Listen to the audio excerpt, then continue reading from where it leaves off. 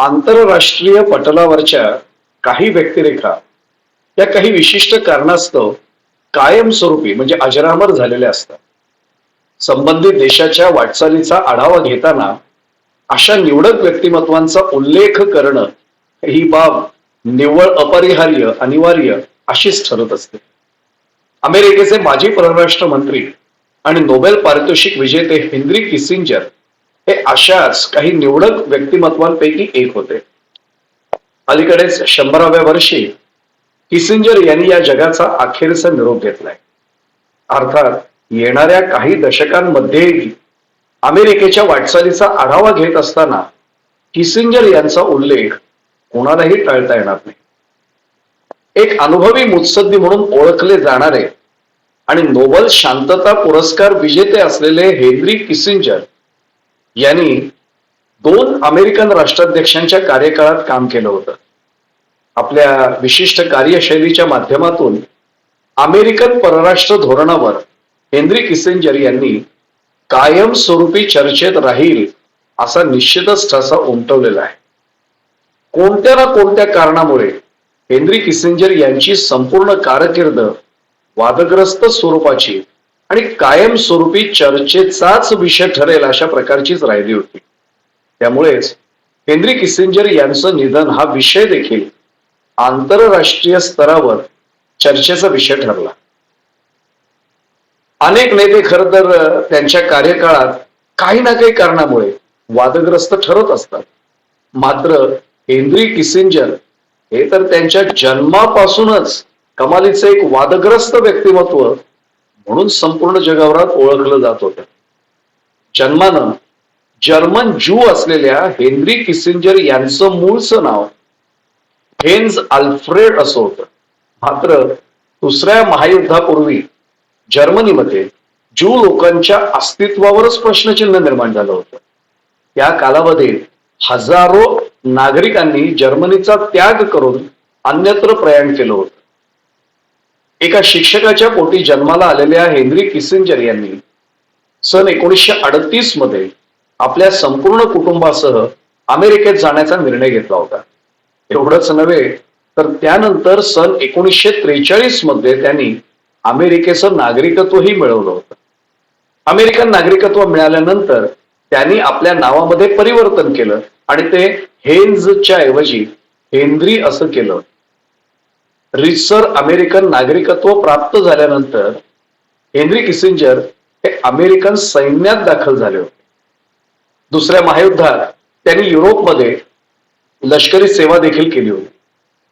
या दुसऱ्या महायुद्धानंतर त्यांनी हार्वर्ड विद्यापीठातून उच्च शिक्षण घेतलं आणि पदव्युत्तर पदवी आणि डॉक्टरेट हे प्राप्त केली. त्यानंतर सलग 17 वर्ष किसिंजर हे हार्वर्ड येथे विद्यादान करत होते, अध्यापनाचं कार्य करत होते. त्याचवेळी ते सरकारी संस्थांचे सल्लागार म्हणूनही कार्यरत राहिले होते. त्यातूनच 1967 मध्ये अमेरिका व्हिएटनाम या संघर्षाच्या कालावधीत राज्य विभागासाठी एक मध्यस्थ म्हणूनही अत्यंत महत्वपूर्ण भूमिका किसिंजर यांनी बजावली होती.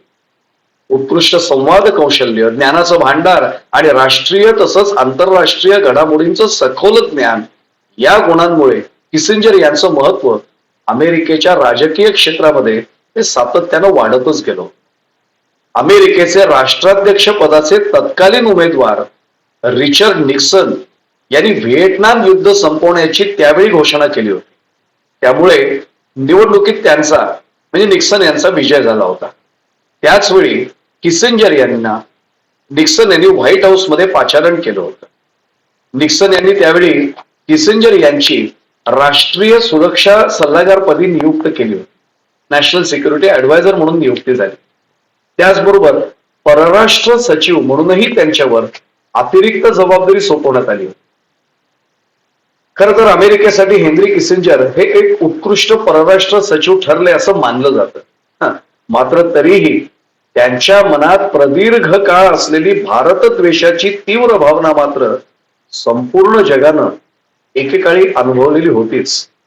त्यांच्या मनामध्ये भारताबाबत असलेला कमालीचा आकस हा विविध प्रसंगी आणि सातत्यानं त्यावेळी दिसून आला होता. अर्थात त्यामागे कारणही तसंच होतं. तो काळ प्रामुख्याने शीतयुद्धाचा म्हणजे कोल्ड वॉरचा होता. त्या कालखंडात भारताची तत्कालीन एकसंध सोव्हिएत युनियनशी म्हणजे सोव्हिएत रशियाशी USSR ज्याला आपण ओळखायचो त्याच्याशी घनिष्ठ मैत्री होती. या शीतयुद्धाच्या कालावधीत शत्रूचा मित्र तो आपलाही शत्रूच ह्या न्यायानुसार किसिंजर यांनी 1971च्या भारत पाकिस्तान युद्धाच्या कालावधीत पाकिस्तानचं सातत्यानं आणि अगदी प्रत्येक व्यासपीठावर अगदी उघडपणे समर्थन केलं होतं. त्यावेळची त्यांची ही भूमिका कमालीची आणि कायमस्वरूपी वादग्रस्तच ठरली होती, त्यात काही संदेह नाही. या सन 1971च्या भारत पाकिस्तान युद्धाच्या अगदी समाप्तीच्या वेळेला तब्बल 90,000 पाकिस्तानी सैनिकांनी भारतीय लष्करापुढे आत्मसमर्पण केलं होतं. एवढंच नव्हे तर तत्कालीन पूर्व पाकिस्तान स्वतंत्र झाला, म्हणजे इंदिराजींच्या नेतृत्वाखाली ह्या कारवाईचा भाग भारतानं केला आणि त्यापासून बांगलादेश या स्वतंत्र देशाची निर्मितीही त्यावेळी झाली होती. त्या घटनेचं श्रेय भारतीय संरक्षण दलाला आणि तत्कालीन भारतीय पंतप्रधान स्वर्गीय इंदिरा गांधी यांना देण्यात येतं. त्याच काळात हेनरी किसिंजर हे अमेरिकेचे राष्ट्रीय सुरक्षा सल्लागार म्हणून कार्यरत होते.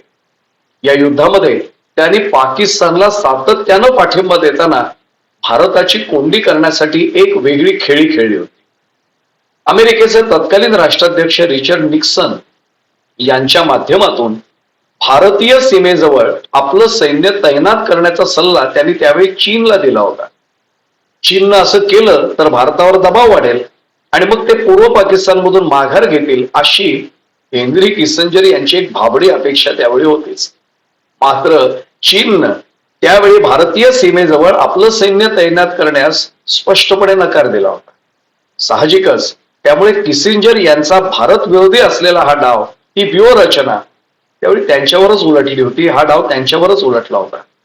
त्यांच्या मुत्सद्देगिरीचं त्यांच्या कारकिर्दीतलं हे सर्वात मोठं अपयश ठरलं होतं. एवढंच नव्हे तर अमेरिकेचं नौदल हे तेव्हा पाकिस्तानच्या मदतीसाठी निघालं होतं. रशियामुळे मात्र हे नियोजित ठिकाणी नौदल अमेरिकेचं पोहोचू शकलं नव्हतं, ही देखील वस्तुस्थिती आहे. अर्थात या घटनांमधून किसिंजर यांचा भारतद्वेष हा अगदी प्रकर्षानं अनुभवास आलेला होता. या 1971च्या काळात तत्कालीन पूर्व आणि पश्चिम पाकिस्तान यांच्यातला संघर्ष अगदी विकोपाला गेलेला असताना तत्कालीन पूर्व पाकिस्तान म्हणजे आजचा बांगलादेश हा मुक्त होऊ नये यासाठी याह्या खान यांनी चालवलेल्या कत्तलींचं किसिंजर आणि रिचर्ड निक्सन हे त्यावेळी अगदी उघडपणे समर्थन करत राहिले होते. हे जगाने पाहिलंय, अनुभवलेलं आहे. इतकंच नव्हे तर भारताच्या तत्कालीन पंतप्रधान स्वर्गीय इंदिरा गांधी यांच्यासह समस्त भारतीय नागरिकांना अत्यंत अश्लाघ्य आणि अतिशय आक्षेपार्ह शब्दात उल्लेख करत किंबहुना शिव्यांची लाखोली वाहत या उभयतांनी जाहीररित्या उद्योग केले होते. अर्थात त्यानंतरच्या काळात हे संभाषण जगासमोर उघड झालं आणि मग किसिंजर यांनी अगदी मानभावीपणाने का होईना पण इंदिराजींची आणि सर्व भारतीयांची क्षमा याचना केली होती असं या ठिकाणी स्मरण होतं. मात्र इंदिरा गांधी यांनी अमेरिकेच्या दबावाला त्यावेळी मुळीच बळी न पडता स्वतंत्र बांगलादेशची निर्मिती करून पाकिस्तानला आणि अर्थातच अमेरिकेला देखील त्यावेळी चांगलाच धडा शिकवला होता याचाही उल्लेख करणं आवश्यक आहे. त्या काळात भारताच्या नेत्या असलेल्या इंदिरा गांधी आणि क्युबाचे नेते असलेले फिडेल कॅस्ट्रो हे दोन प्रमुख नेते किसिंजर यांच्या आणि एकंदरीतच अमेरिकेच्या दबावाला कधीच बळी पडले नव्हते. किसिंजर यांना हे शल्य त्या काळात नक्कीच सलत राहिलं असेल यात काही शंका नाही. हे शल्य त्यांच्या मनात नक्की टोचत होतं. भारताचा टोकाचा द्वेष करणारे हेनरी किसिंजर यांचे अमेरिकेचे परराष्ट्र मंत्री या नात्यानं असलेलं धोरण हे सातत्यानं चीन धार्जिणच राहिलं होतं. त्यांच्या वर्तनातून त्यांचं हे धोरण कधीही लपून राहिलं नाही, अगदी ठळकपणे ते जगासमोर आलेलं होतं. अलीकडच्या काळात चीनच्या वाढत्या वर्चस्वामुळे अमेरिका प्रचंड अस्वस्थ झालेली आपण पाहतोय, जग अनुभवते. अमेरिकेचे तत्कालीन राष्ट्राध्यक्ष डोनाल्ड ट्रम्प यांनी तर त्यांच्या कार्यकाळात चीनच्या विरोधात अत्यंत आक्रमक अशी भूमिका स्वीकारली होती. ते धोरण त्यांनी स्वीकारलं होतं, हेही जगानं पाहिलंय. यातूनच अमेरिकेच्या पुढाकारातून चीनच्या विरोधात भारत, अमेरिका, जपान आणि ऑस्ट्रेलिया यांची क्वाड ही नवीन व्यूहरचना देखील तयार करण्यात आलेली आहे हे सर्वांना माहिती आहे. मात्र हेनरी किसिंजर यांनी त्यांच्या कार्यकाळात याच चीनला अगदी उघडपणे बळ देण्याचं धोरण अंगीकारलं होतं हे नीट लक्षात घेण्याची आवश्यकता आहे. सन 1969 ते सन 1977 अशी सलग 8 वर्षे हेनरी किसिंजर यांनी अमेरिकेचं परराष्ट्र मंत्रीपद सांभाळलं होतं.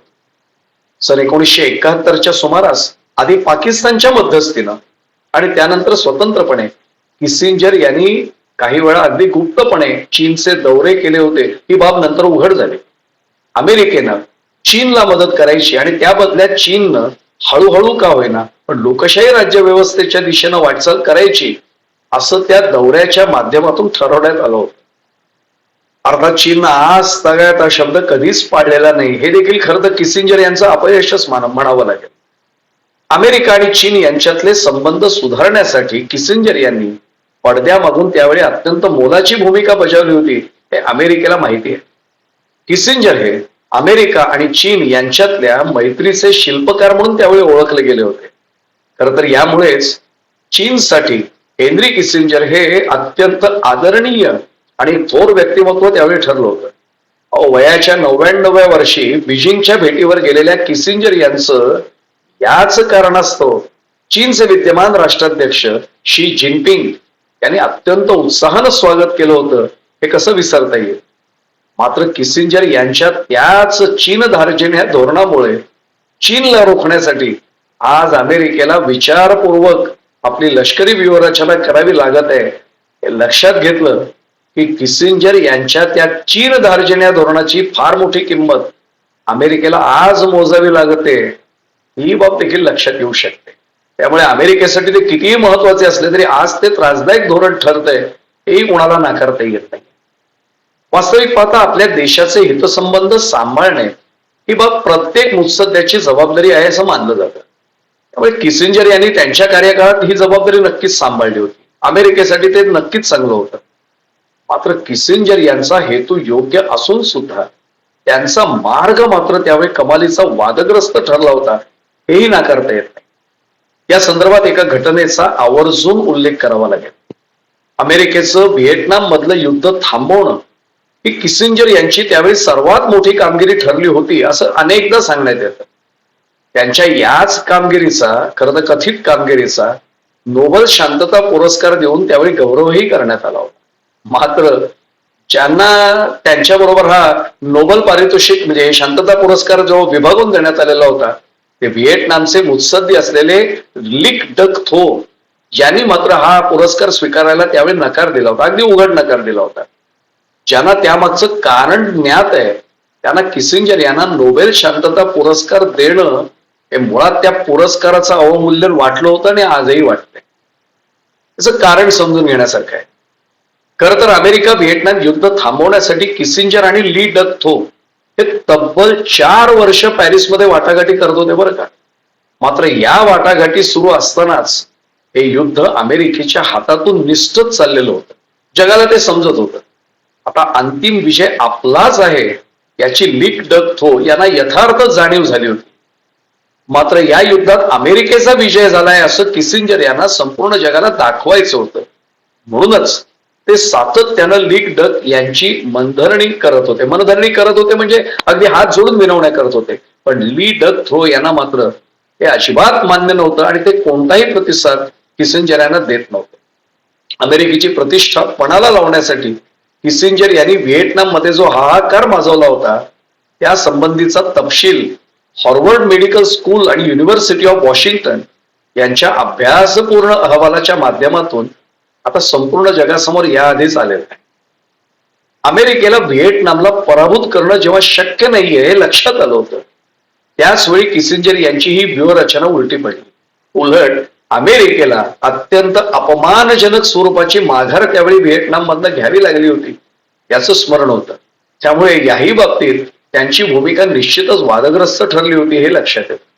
स्पष्ट शब्दात सांगायचं झालं तर चीनला त्यांचं आजचं सामर्थ्य प्राप्त होण्यासाठी किसिंजर यांचंच वादग्रस्त धोरण कारणीभूत ठरलं होतं आणि ठरलंय हे लक्षात येतं. तर त्यावेळच्या सोव्हिएट रशियाला शह देण्यासाठी या धूर्त मुत्सद्यानं चीनचा त्यावेळी वापर केला होता हे लक्षात येतं. मात्र आज त्याची फार मोठी किंमत अमेरिकेला मोजावी लागते. जगातल्या विविध देशांमधल्या अमेरिका विरोधी मानली जाणारी जी सरकार आहे ती पाडण्यासाठी किसिंजर यांनी त्यांच्या कार्यकाळात केलेले प्रयत्न हा देखील फार मोठा वादाचा विषय ठरला होता. असं करण्यासाठी त्यांनी संबंधित व्यक्तीचा खून करणं, बेकायदेशीर शस्त्र पुरवठा करणं, त्या देशात बंड घडवून आणणं, अशा अनेक प्रकारच्या कारवाया अगदी बिनदिक्कतपणे कोणताही मुलाहिजा न बाळगता घडवून आणल्या होत्या असा त्यांच्यावर स्पष्ट आरोप जगातून करण्यात येत होता. अनेकांच्या मते तर हेनरी किसिंजर हे एक युद्ध गुन्हेगार होते.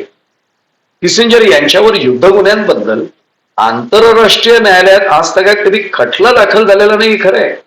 मात्र त्यांच्या मृत्यूनंतरही रोलिंग स्टोन या खुद्द अमेरिकन नियतकालिकानं युद्ध गुन्हेगार असाच त्यांचा उल्लेख करून त्यांच्या निधनाचं वृत्त यावेळी प्रकाशित केलं होतं. ही बाब या संदर्भात पुरेशी सूचक ठरते असं वाटतं.